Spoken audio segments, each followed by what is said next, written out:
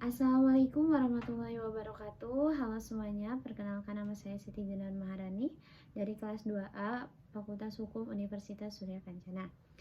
Di sini saya akan mereview materi hukum pidana pertemuan ke-13 dengan dosen pengampu Profesor Dr. Hajah Heni Nuraini SHMH dan asisten dosen Dr. Emrendi Aridayani SHMH.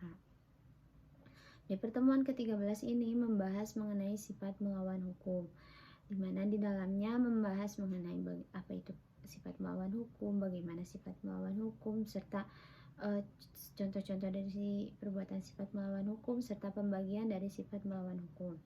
Langsung saja, yang pertama yaitu di mana sifat melawan hukum ini termasuk ke dalam unsur objektif dari tindak pidana, karena penilaiannya berdasarkan dari perbuatan yang dilakukan oleh pelaku tindak pidana tersebut, bukan karena berdasarkan si pelaku yang melakukan perbuatan tersebut.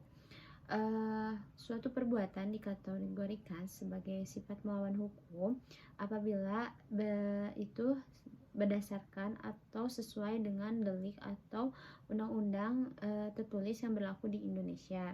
Salah satu contoh perbuatan dari sifat melawan hukum ini yaitu yang pertama di negeri Belanda dalam putusan MA atau putusan pengadilan tertingginya yang berlaku pada tanggal 20 Februari tahun 1933 di kota Huizen, yaitu mengenai dokter hewan. Serta yang kedua ada di Indonesia, di mana putusan Mari pada bulan Januari tahun 1966 dengan kasus Markus Effendi. Lalu selanjutnya mengenai pembagian dari sifat melawan hukum.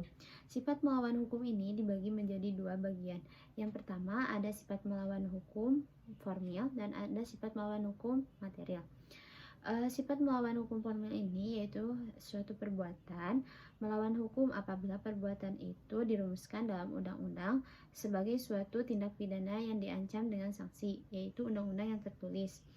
Lalu sifat melawan hukum formil ini juga bisa dihapus dari sifat melawan hukum, tetapi harus berdasarkan undang-undang yang tertulis. Yang kedua ada sifat melawan hukum material. Sifat melawan hukum material ini bukan hanya sekedar berdasarkan undang-undang yang tertulis saja, namun undang-undang yang tidak tertulis juga termasuk ke dalam perbuatan sifat melawan hukum material atau the living law.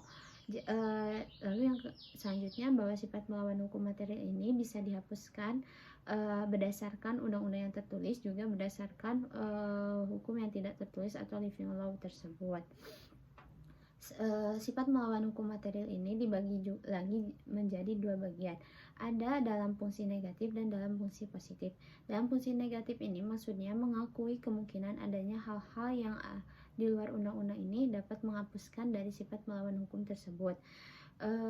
Sedangkan dalam fungsi positif ini menganggap suatu perbuatan tetap sebagai tindak pidana walaupun tidak nyata dinyatakan dengan pidana dalam undang-undang. Jadi mengakui adanya hukum tidak tertulis sebagai hukum positif di Indonesia.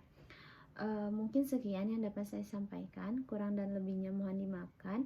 Wassalamualaikum warahmatullahi wabarakatuh.